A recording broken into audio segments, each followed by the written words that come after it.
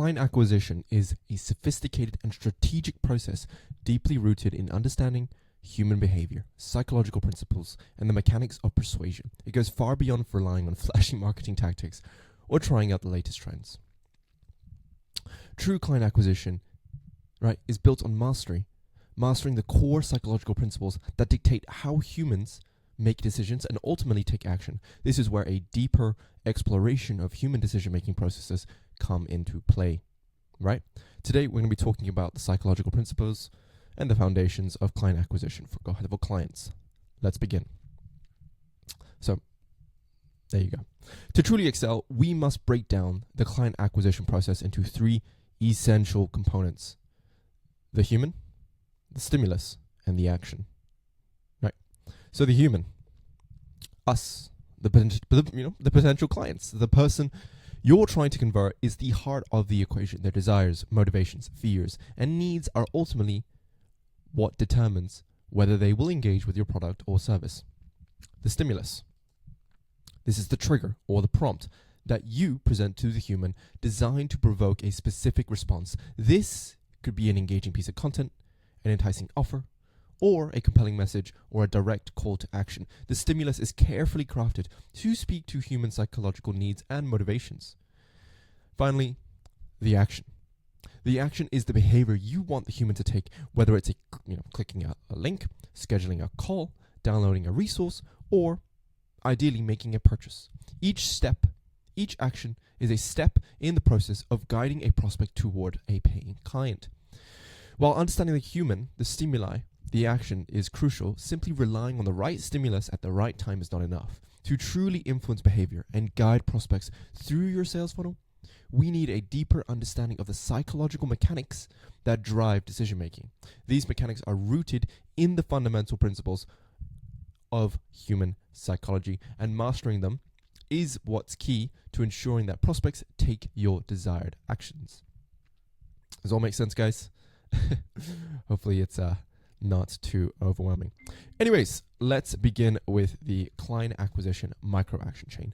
At its core, client acquisition is the art of crafting a series of deliberate micro-actions that seamlessly guide a prospect through your sales funnel. Each of these micro-actions, when executed thoroughly and thoughtfully, creates a fluid and frictionless path from initial curiosity to final conversion, right? The process is called a micro-action-chain, a strategical way to break down the complex and often overwhelming journey of the sales process into manageable, actionable steps.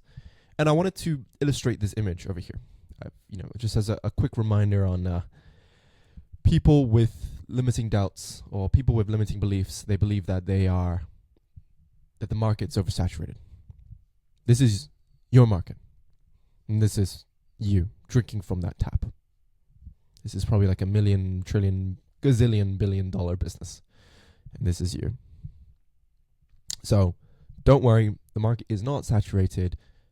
Maybe ways in which you plug it in. Well, are you plugging it from the top? Maybe it might be a little bit more of an empty barrel as opposed to plugging it at the bottom. Like, how are you positioning yourself and how are you gaining access to the market? It's something we can discuss today. So let's go over here. To put this into perspective, let's take watching a YouTube video, right? So this funnel could begin essentially with a prospect watching a YouTube video, right? They click on the YouTube video, they go into the description, they land on the landing page, maybe they book a call, or they simply click on it to do a free trial, whatever it is. They go through the conversion events to book a call or purchase a product, right? So if I give an example over here, Alex Hormozi's videos, right? Typically in the description, he changes this quite often. There are two links. One, it goes to his audiobooks. Second one goes to the school game, a free trial to the school games, which is what we discussed. The first one is a lead magnet to try and get people nurtured. Second one is a actual paid subscription, something that we can sign up with and go from there. Pretty cool. So, of course, with the micro-action chain, it all begins with a good title and a fantastic thumbnail. If there's no good title or thumbnail, no one's going to be clicking through. Then, of course, goes to the landing page, right? If the landing page isn't compelling enough for them to simply join or start, why would they go through with it, right? Clear call to actions to that landing page telling me what to do next. Join group. Okay, cool. For instance, if you were to sign up to school. And then lastly, there's the consultation to purchase. So once I would join, I would then be prompted onto a free trial, or I would be prompted onto to book a call with a sales rep to follow through with the journey. This is, if I share my screen, all of this. All right. This is this. So if I zoom in here, you can see that we have broken down the acquisition process to its simple step-by-step frameworks, right? There is the throughput. So there is the barrel over here, which is the market. There's the tap. You've plugged in your tap. You've turned on the tap. And there's the throughput, the bottlenecks, and then the yield, right? Throughputs, bottlenecks, and yields, that could be your hooks, your content, your first line, your emails, whatever it is you use to acquire attention, that's what it is. It goes into your offer, your call to action. People opt in, you collect their information, you call them, you follow up with them, you get them into an appointment. The rep introduces themselves via SMS or email or WhatsApp just to say hi prior to the call. They show up, you set the agenda, you go through discovery, you review them, right? Maybe you book a second call, right? Maybe it's a 2-call close. They jump on the second call, you present the audit, you dig into their pain, you pitch the price, you handle objections, you negotiate payment terms, and then you go from there. This is specifically the psychological principles and the micro-action breakdown of a person opting into a book a call where you do a one-on-one sales call with them. Not necessarily one-to-many. That's a different micro-action chain, of course. But the same principles apply. All right. Next, we're going to be talking about the psychological principles in client acquisition. So the success of the micro-action chain is deeply, deeply tied into the psychological principles that influence human behavior. These principles are not arbitrary. They are rooted in our understanding of human needs, desires, fears, and motivations. To effectively guide a prospect through each step of the funnel, it's critical to align your stimuli with the core psychological drivers that compel individuals to take action. For instance, we'll talk about this later in the training, but we discussed one of the 6 human needs here, certainty, right? People need to be certain that you are trustworthy, that you have testimonials, that you have guarantees or propositions, like what it is that you do and how it is that it works. When they feel secure in their decision, they're more likely to take their actions. On the other hand, there's variety, right? Maybe you've got different offers, you've got limited time promotions, you've got exclusive content, something like that. As you build your client acquisition strategy, it's important to continuously incorporate all these psychological triggers, and we'll get into more of that later down the line. And speaking of triggers, not the I'm being triggered, but like the science of stimuli, the science of triggering people. This is actually quite scientific. It's a biological principle, stimulus, that we experience on a day-by-day basis. Dopamine, heat, light, sound. There is a effectiveness spectrum that ranges from 0 to 100%. And just before I get into that, I just want to get into a little bit more of a definition of what a stimulus is. And it's essentially an external signal that prompts a reaction. Just as the body instinctively reacts to heat, like pulling your hand away from a hot stove, marketing stimuli must be carefully crafted to evoke a similar response in the human. When your hand touches, right, a hot surface, the body reacts immediately without conscious thought. Marketing operates in the same way. If your ad, email, or landing page doesn't capture attention strongly enough, it won't trigger the desired response. And that's why we have this effectiveness scale, right? Same thing applies with marketing. So let me go into an example of a stimulus with you, the human, right? So there you go. Let's break it down. Imagine you're touching a red hot stove and the intense heat forces an immediate withdrawal reflex, a high effective stimulus. Now, think of touching a lukewarm surface. Your body barely registers the sensation, right? Making a low effectiveness stimuli. In marketing, the analogy is the same, right? A well-designed Facebook ad with an engaging headline, vibrant visuals, and a call to action grabs the attention like that red hot stove. But a poorly designed one that doesn't speak specifically to the customer's pain points will not gauge the attention. Right. So this is a simple breakdown of what it would look like with heat. There's a stimulus, there's the receptors on your skin that detects it. Sensory neurons get sent to the brain then sends it back to the motor neurons, which is your muscles. Sensory is the sensation, which goes into your muscles, and then the response is, okay, cool, I should pull away from that heat, or I should find shade, or you start sweating. That goes into your sweat glands and whatnot.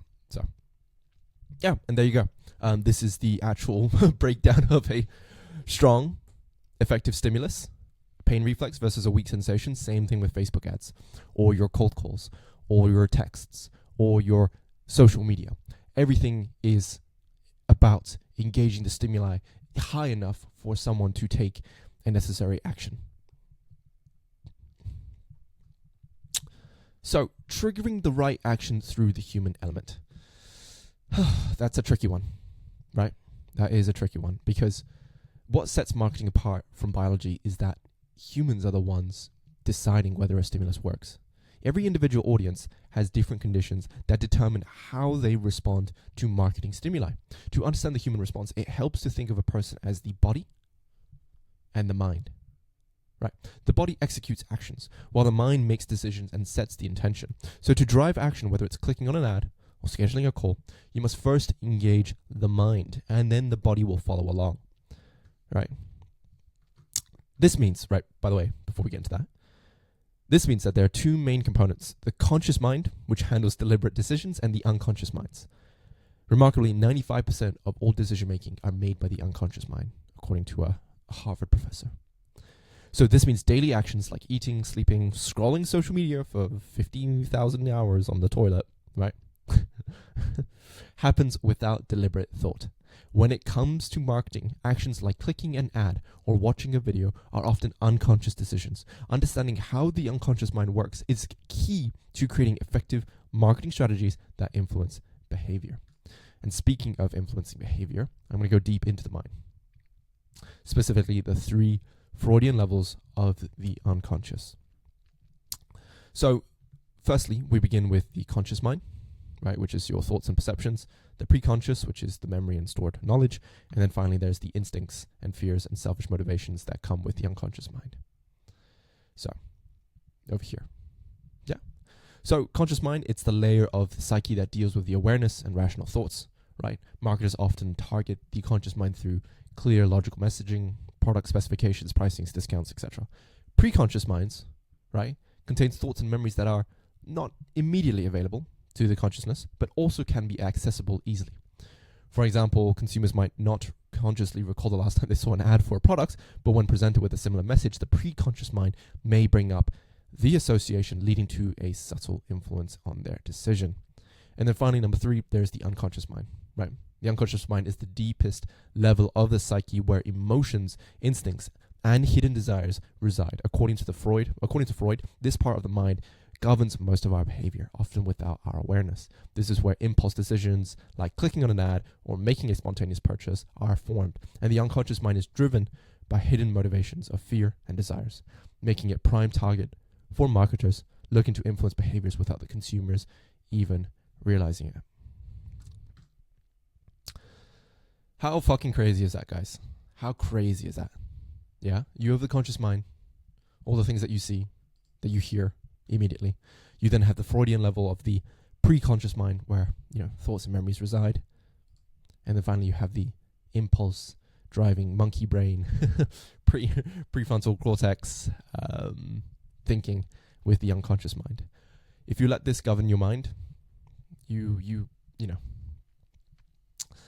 will let your instincts and your unconscious behaviors govern you and your success, and that's not the way to win. And speaking of that, I'm going to be breaking it down into sort of 2 ways of buying. This is sort of something I've coined, and I call it the sympathetic and parasympathetic buyers. In essence, what I mean by that is, in marketing, understanding the psychology and the psychological responses of your audience is crucial, and every buyer reacts to marketing stimuli differently, and their responses are deeply rooted in both their emotional state and psychological reactions. If you can connect Freudian thinking with the sympathetic and parasympathetic nervous systems, marketers can ensure and enhance their strategies to drive actions. Right? So, what do I mean by that? What is sympathetic and parasympathetic? So let me scroll to this. What do you see? You see a bear, right? Ah, it's a bear. What do I do? You're camping. You're walking down the line, walking down the forest, and all of a sudden you see a bear slowly come towards you. What do? You have the fight or flight response, which is triggered by the sympathetic nervous system, right? So in this state, consumers experience something called, they trigger their CNS, SNS. It leads to quick impulsive decisions, which essentially is true for less experienced or desperate buyers who are in need of fast solutions to their immediate problems.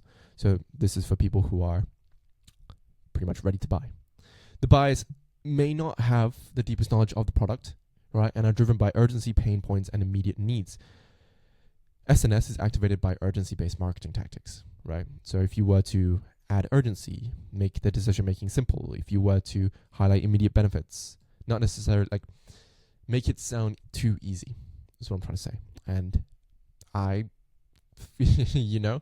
got convinced by that when I was starting out. I bought way too many things that I didn't need, because I thought it was going to be a lot easier than it was entailed. Learning GoHighLevel, learning all the features within GoHighLevel, it's freaking difficult, and it isn't as easy as they make it sound, and obviously starting an agency isn't as easy as they make it sound either. Using GoHighLevel isn't as easy as it sounds, but the way they market it, sure does. And on the other hand, there is the parasympathetic nervous system, the calm, reflective, and decision-making side of things, right? When you dilute, for instance, this is the difference between the sympathetic and parasympathetic nerds. When you dilute your pupils, the parasympathetic constricts it. This one slows your heartbeats. This one constricts airways. This one stimulates activity in your stomach, digestion. Slowly, chills out, right? Whilst it's the opposite with the sympathetic nervous system. It increases your heartbeat. It relaxes the airways so you can get more oxygen. Inhibits stomach, inhibits gallbladder. It moves all of that energy into the heart, your muscles, ready to freaking book it, run or fight. Those are the two different nervous systems that you have. Well, there's more, but you get my point. Two different functionalities of these nervous systems. And that leads me to the parasympathetic nervous system, the type of clients who are educated, experienced buyers, typically in a parasympathetic state, ideal for thoughtful decision making. These buyers are long-term thinkers. They value stability and sustainability. And the more experienced and more familiar you are with the options, right, the less, and thus you're less easier to be swayed by urgency tactics. You can see through the bullshit. Most people can nowadays. And that's what I wanted to warn you guys. It's the quick urgency, scarcity tactics that marketers use to leverage are beginning to fade. Building trust and authority, sharing case studies, testimonials, expert endorsements, emphasizing long-term value, and then offering personalized solutions. Those are the, offering one-on-one expertise, coaching, those are the games in which people will be wanting to play. And this is what I've observed after speaking to 1,000 GoHighLevel business owners. Right? You need your USP. You need to be able to address both buyer types. Ideally, parasympathetic, or you can recognize which ones are sympathetic. I need this now. Or parasympathetic. I've spoken to 5,000 people and I want it. I want your service. You know what I mean?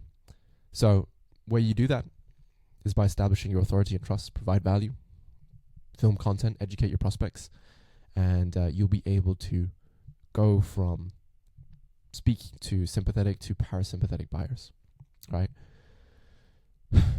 In the early stages, the market was dominant by those quick solutions, right? Quick, easy fixes. Use this, you can make a lot of money with it.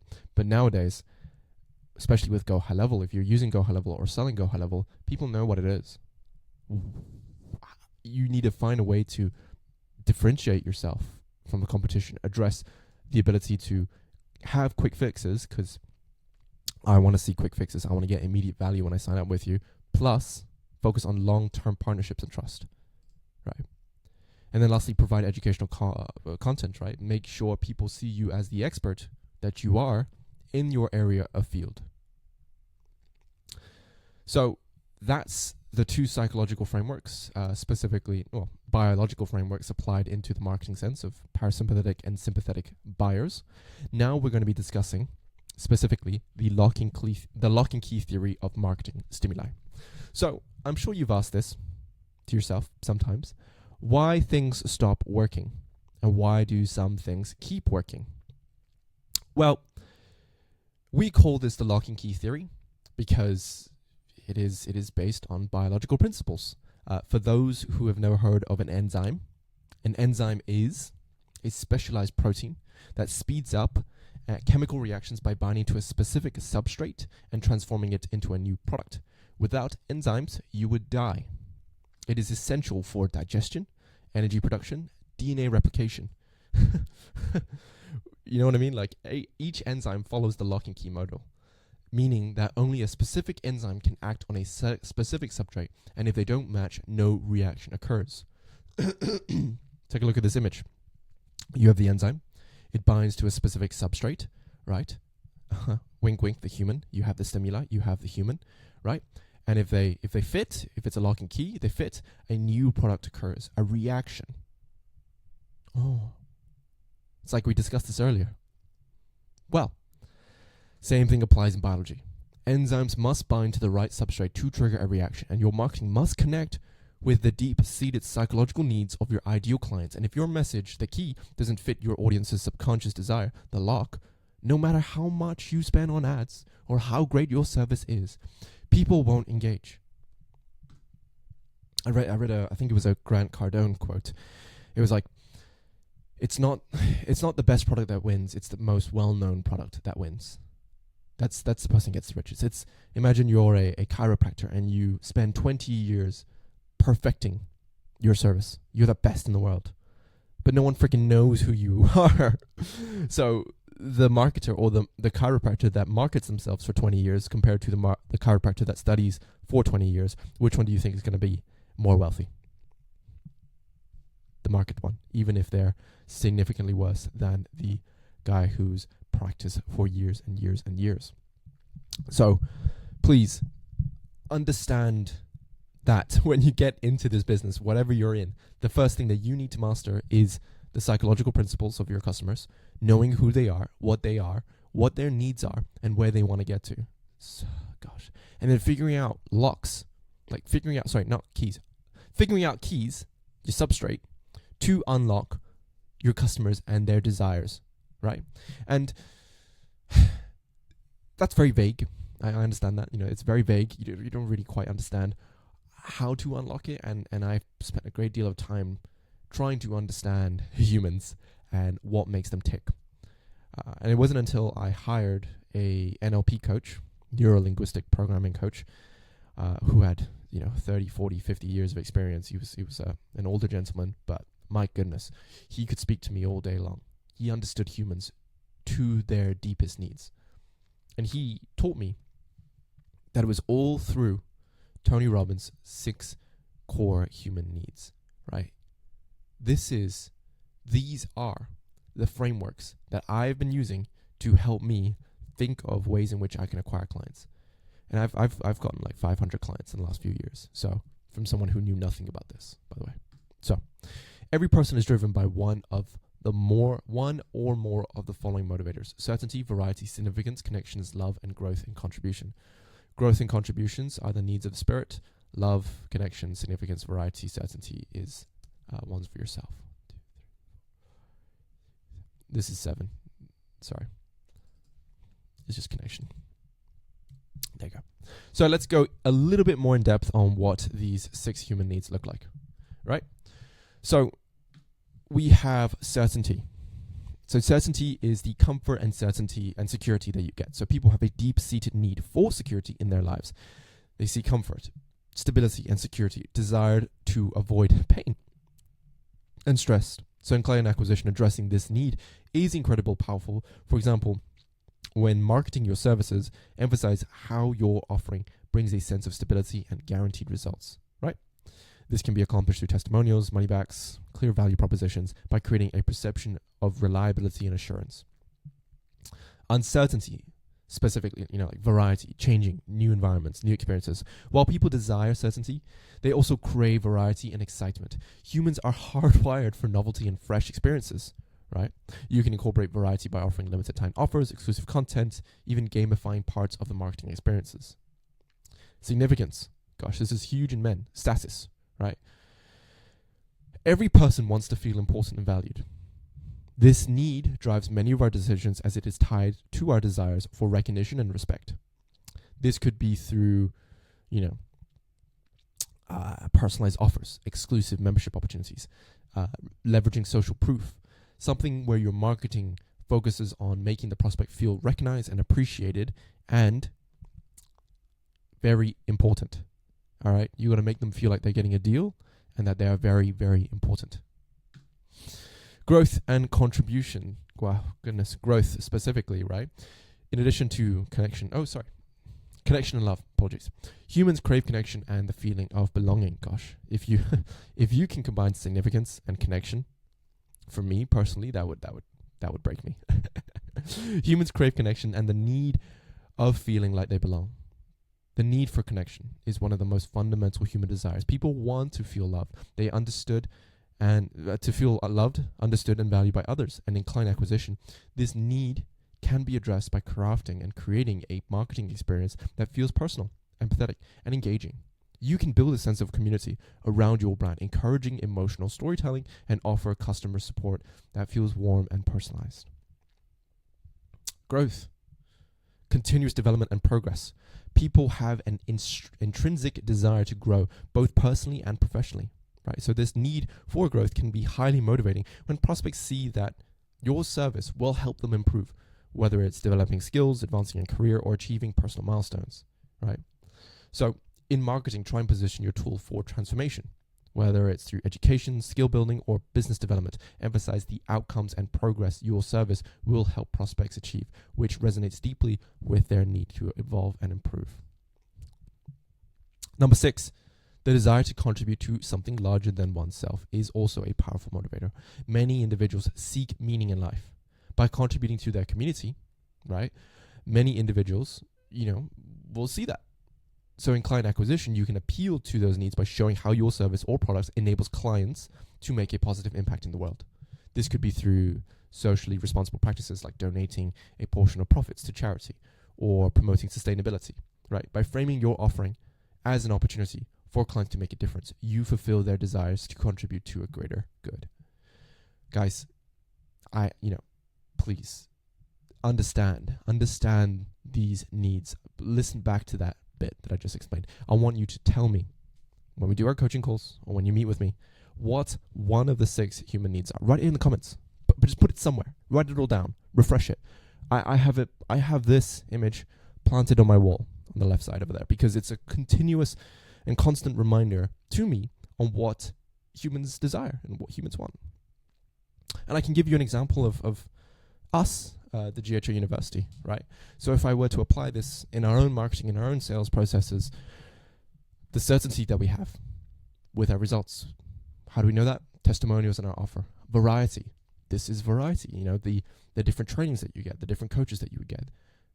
You get what I'm trying to say? Like the different resources that you would get, the different forms of marketing that I use to attract you to come over here, to click on this video, to watch this, and get to this point of the video. Right? Whether it be the thumbnail, whether it be the headline, whether it be my engaging, handsome face. You get my point, right? Significance, right? GoHighLevel University, we can reject people. We can deny applications. If we don't think you're a good fit, we won't work with you.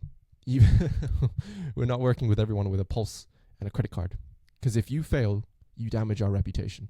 So yeah, that's a significance. People who get into this program aren't cheap buggers and aren't failures. They're successful people and they want to keep succeeding. We have incredible average results just from our cohorts. Connection and love.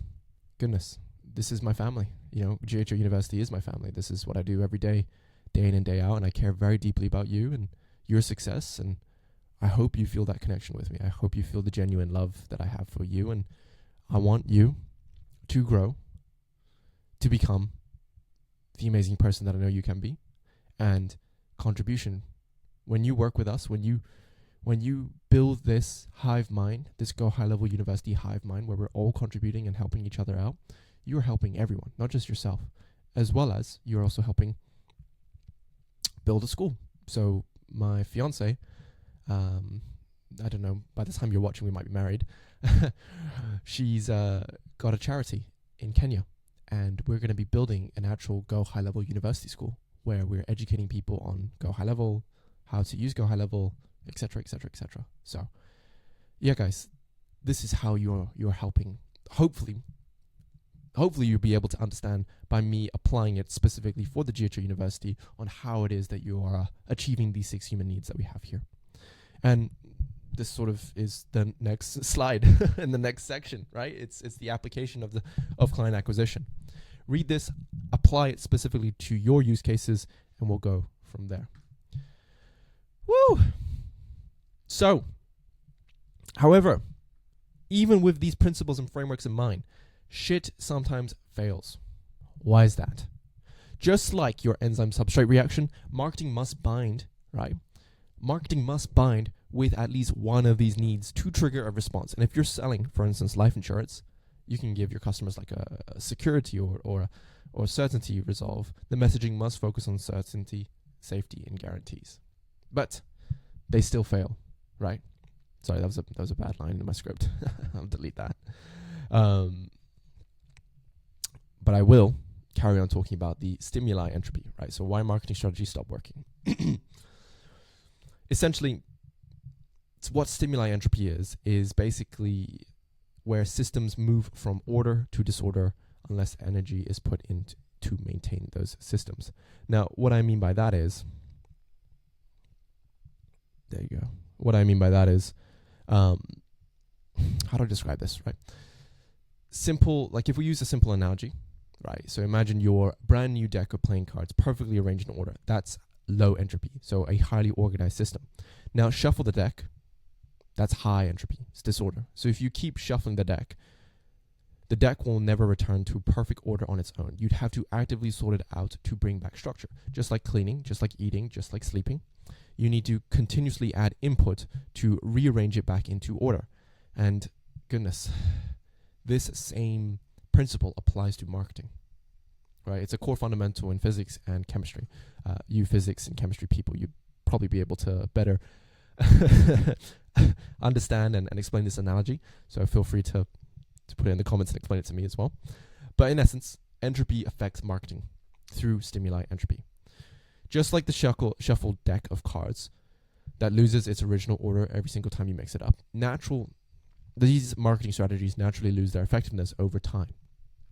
And the gradual decline in the impact of marketing tactics is due to the overuse, audience saturation, and the psychological adaptation, right? So if I were to use new subject lines, a fresh Facebook ad style, a once effective cold outreach script that might convert leads at first, but as more businesses use the same approach, prospects recognize the pattern and ignore it. So this could be from 2 psychological conditions.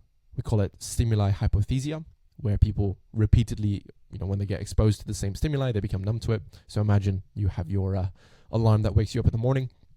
If you keep listening to the same one year in, year out, you just become numb to it and sleep through it. And then secondly, there's the classical conditioning. So if a prospect has had a bad experience with a similar marketing approach before, they might automatically reject something that reminds them of it. So those are 2 of the 2 psychological triggers that can impact stimuli entropy. And I just go, I show this presentation slide because it's called the cycle of stimuli and the effectiveness of it. There's a cyclical nature on why you might observe in nature and human psychology and in marketing or whatever niche you're in. You might see a cyclical nature. If you're calm and patient and slow enough, with a new fresh eyes and perspective of how the world works, you can see throughout time there's a cyclical nature. There's a new hit, a new stimulus, a new something. Other people copy it. Stimuli entropy kicks in. Stimulus dies. And then a new stimulus rebirths. The forgotten strategy that was once working a year ago, 5 years ago, 10 years ago, 15,000 years ago. It's working now because the audience has forgotten about it. And this cyclical nature of stimulus explains why contrarian attraction works. Now, this strategy is essentially doing the opposite of what everyone else is doing. Now, I don't mean this to be, this, like, if too many people apply contrarian thinking and a contrarian attraction, marketing stimulus could happen. The new stimuli could lead into market stimulus, which could lead into stimuli entropy, etc., etc., etc. You get what I'm trying to say. Don't be different for the sake of being different. Be different by thinking differently. Oh, what do I mean by that? So, think in principles, not tactics, right? Your product, your service, right, means more than the market and sales. You can make millions by being good at marketing and sales, but you can make gazillions and billions by having a fantastic product and something that keeps people coming back for more, paying you more, and paying you a lot more for that service. Death, taxes, and ad fatigue, the inevitability of marketing, right? Since all marketing stimuli die, same as you, sorry about that, and all marketing stimuli decay over time, the key to long-term success is constant innovation and adaptation. Don't be contrarian for the sake of being contrarian. Actually think critically on what your market needs. And we call this, in previous training, the purple ocean. Be the purple man in a sea of red where it's oversaturated. People are using the same tactics to get clients. Be slightly different in a popular market. That's what I would be doing, in my opinion. And that's what we've been doing as well with the GoHighLevel University. Do you know how many GoHighLevel business, GoHighLevel coaches, GoHighLevel courses, training videos? You know what I mean? Like there's so many out there that I've bought myself and have not had a great experience. Hence why I'm here making this for you guys, right? I think in fundamentals, not tactics, right? Instead of just copying what's currently working, I understand the psychological principles. And I'm not saying copying is not good. It's there's nothing wrong with copying, guys. Just make it your own. Twist it in a way in which it's specific to you. This training, right? This was an outline from a coach that I bought a course from way back. But did I copy it word by word? Maybe. But did I apply it specifically to your use case? Yes. Okay. Do you see what I'm saying? Slightly different, but same concepts, same fundamentals, and I added my own twist and my own spin and my own sort of verbiage to it. Does that make sense? And you can do the same. Copy, guys. Think in fundamentals. Copy, but think in fundamentals. Think in how it applies, how it attracts, how it can be implemented in your use case, in your niche, and so forth. I see many people steal tactics from other niches and apply it to their own, right? There was a guy I spoke to, Nuno Tavares. I hope I spelled that right. And he was the first one to think of office hours in the GoHighLevel space, right? So he was doing one-on-one coaching or one-on-one onboardings with all his customers, and he just got fed up with it and said, cool, guys, if you want help, come to this time, come to this call, speak to me when you have questions, and we'll go from there. Okay, cool. And that's what he does. It's great. Super cool.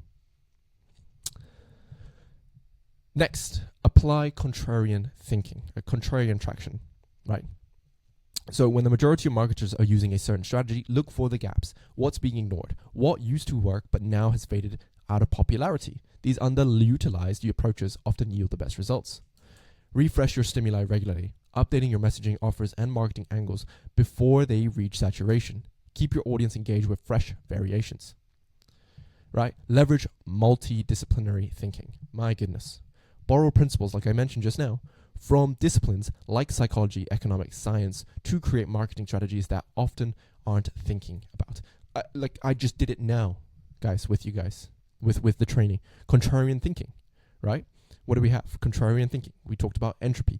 We talked about psychology. We talked about biology, enzymes, right? We talked about the CNS and PNS systems, SNS and PNS systems. We talked about unconscious mind. We talked about the effectiveness of stimuli through your sensory neurons and your motor neurons. Guys. And then we talked about systems thinking, which is the pipeline of client acquisition, from a stranger on the internet or a stranger that you've never met before to profit in your bank. Do you see how contrarian and multidisciplinary thinking can be applied to most use cases in life? If you can think critically, right, and apply principles and borrow them and steal them and apply it to your own processes, goodness. Keep innovating, guys. Marketing success is not about chasing the latest shiny object, right? You know what I mean? Like it's about understanding how and why tactics lose effectiveness and knowing when to evolve or revive them. Stimuli entropy is inevitable, but by thinking critically, innovating consistently, and applying contrarian attraction, you can stay ahead of the curve and maintain long-term effectiveness in client attraction. Last but not least, cognitive heuristics. Now, this might be a little bit different to what we've been discussing, and it applies. It's still psychology. But I wanted to hint upon this because you might do this thing where, you know, you observe someone and within a split second you make a mental judgment or a mental, what's it called? It's like a prejudice. You have an opinion of them even though you don't even know them. You know, you read a book, you read the headline, and you make an instant judgment on what you think that thing is going to be like, or what the book can entail without even reading through the entire book.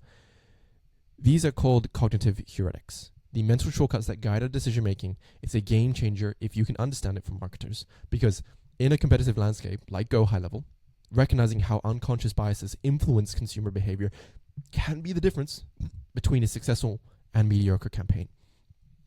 If you can align your marketing strategies with these psychological biases, you can guide potential customers to make decisions swiftly. So, cognitive heuristics. What is it? At its core, it's mental shortcuts, or a rule of thumb that allows us to make decisions quickly and effective. Our brains are heuristic to simplify heuristics. Our brain uses heuristics, to simplify complex decisions, often without conscious thoughts. And these shortcuts save mental energy, but can lead to biases, irrational decision making. For marketers, right, this could be huge.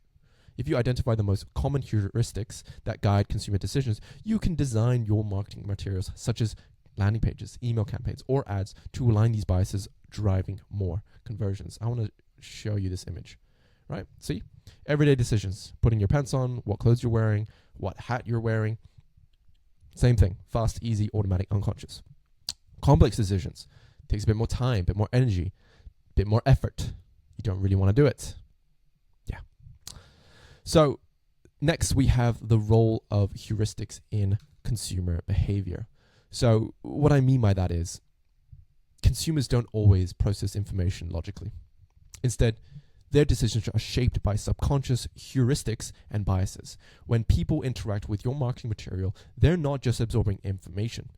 They're making mental shortcuts to evaluate and act on your offer immediately within a split second. Take GoHighLevel, right?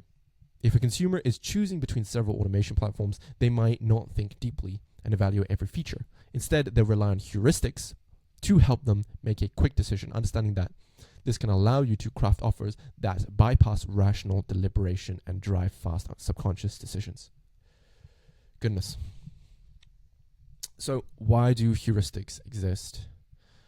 Well, because, goodness, it's very strange, right? Like, why would we make these quick, irrational, emotional, sometimes split decisions that could be irrational?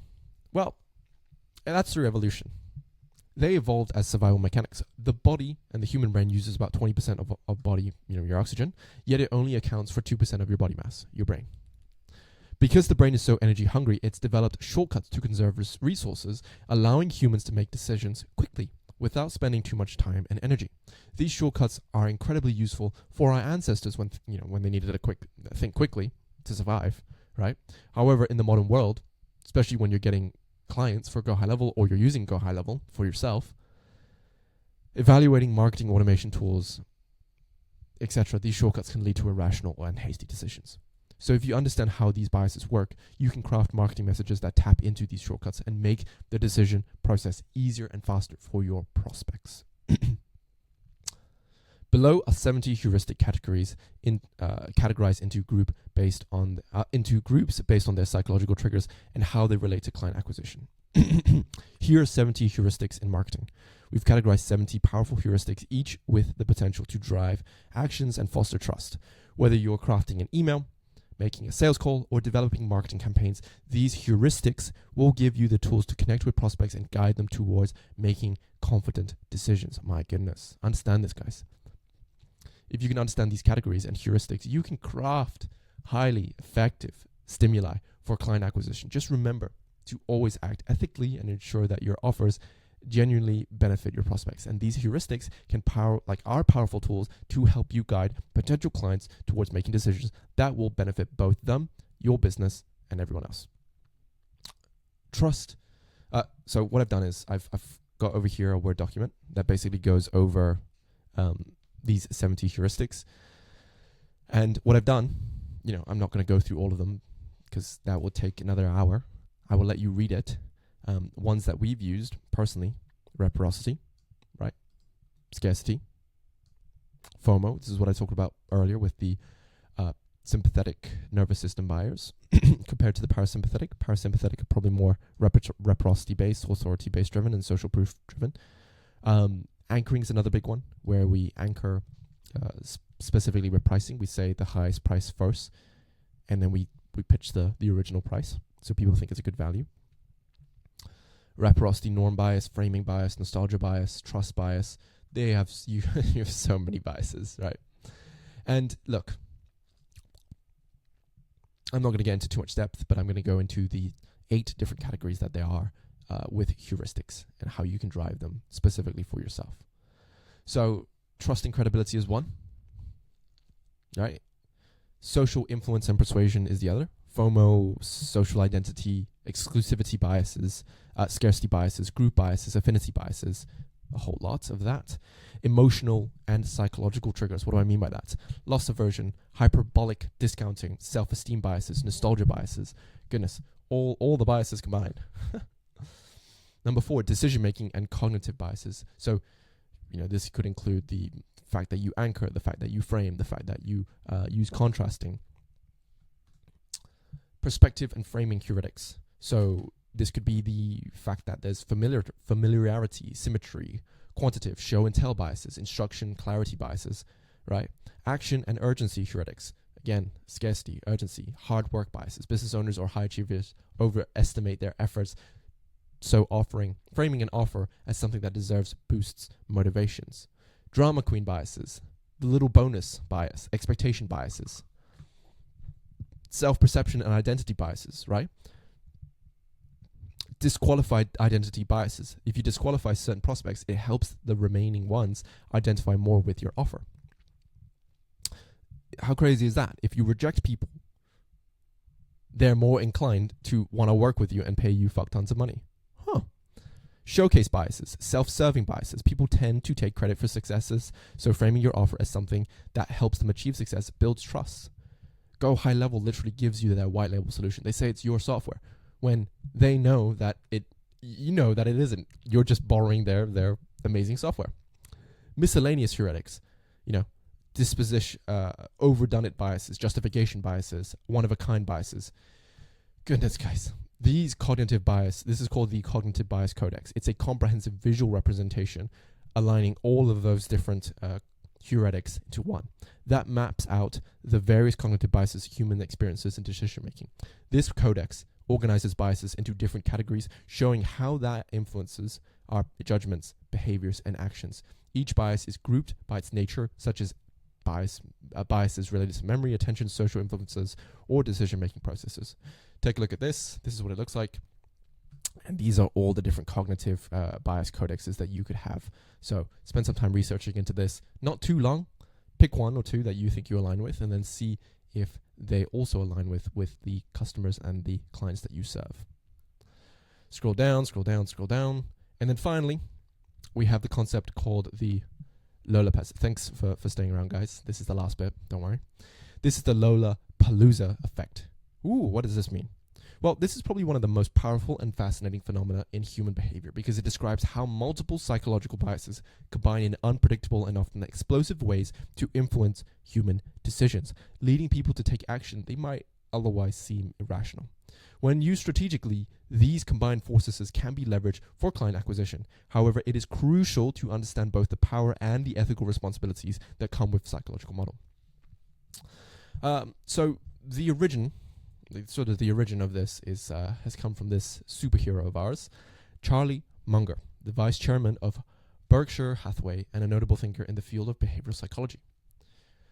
Charlie Munger observed that most extreme outcomes in human decision-making often occurs when multiple psychological tendencies align and reinforce one another. These biases don't often do though, but they don't just add together in a linear fashion, but create a compounding effect, amplifying each other and leading to decisions that are far more significant than any other bias. Munger's fascination with human psychology and decision-making stems from his broader interest in mental models, or frameworks for thinking. He saw that critical outcomes, both positive and negative, often arise from the confluence of various biases, social influences, and environmental factors. The Lollapalooza effect occurs when these elements come together, creating a critical mass of influence that can drive decisions such as purchases, subscriptions, or other types of engagements. Now, let's see it in action. Black Friday. This is an example. I'm just going to list a couple of examples of the Lollapalooza effect. And specifically, we have Black Friday sales. Have you ever seen a store that looks like this? How on earth and why on earth are humans fighting over? Like, look at this. This is fucking insane. During Black Fridays, shoppers are influenced by a combination of scarcity, so limited time offers, social proof, everyone is shopping, so it feels like you're compelled to do so, reciprocity, discounts, free gifts, and commitment. Once you buy something, you're more likely to buy more. These forces combine to create an overwhelming urge to buy even more things. For instance, I'll use one for me personally, Ramadan. My fiance, she's Muslim, and I thought I'd give fasting a try. And the only reason I've stuck through with it, because it's bloody painful to not eat all day until sunset, is because how many people are doing it? How much social proof is there, right? How much, there's not a sense of scarcity, I suppose. Urgency, commitment, right? Reciprocity, people are doing it. It's sort of like a fear. It's FOMO for me. There you go, FOMO. Fear of missing out. Social proof, commitment. All these forces urge me to carry on doing it. Otherwise, I feel like if I don't do it, my status will drop because I said I was going to do it, and by aligning with what makes, whatever. You get my point. I'll be able to better describe it in a minute. But you get my point. Social media virality. Getting super, super popular on social media. A viral post. How has a viral post gotten the types of views that they do? Well, that's through social virality. So a viral post or video taps into the social proof, emotions, scarcity, and commitment to you. These forces work together to spread the content quickly and increase engagement. Celebrity endorsements, right? You've got The Rock over here. Mr. Rock. Biases of authority.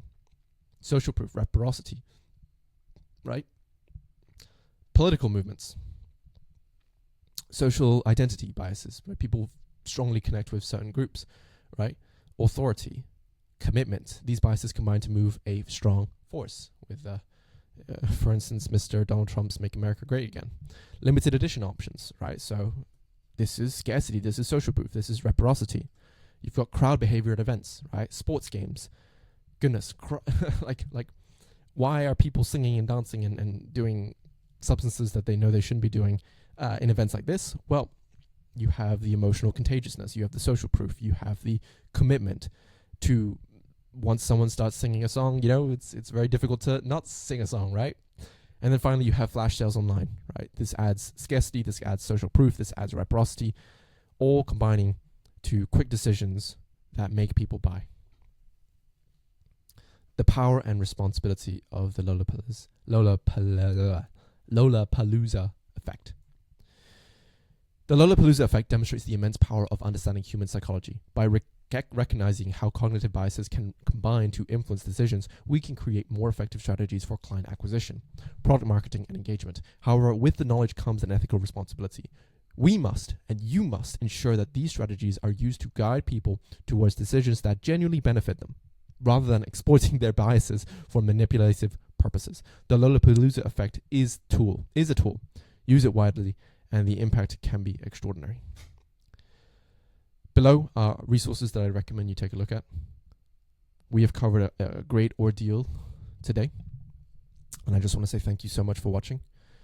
We've discovered the client acquisition micro-action chains, the psychological principles in client acquisition, the science of stimuli, the 3 Freudian levels of subconsciousness and unconsciousness and preconsciousness, the lock-in theory method for marketing stimuli, the 6 human needs, stimuli entropy, cognitive heuristics, giving you 70 examples, the cognitive bias codex, and the Lollapalooza effect.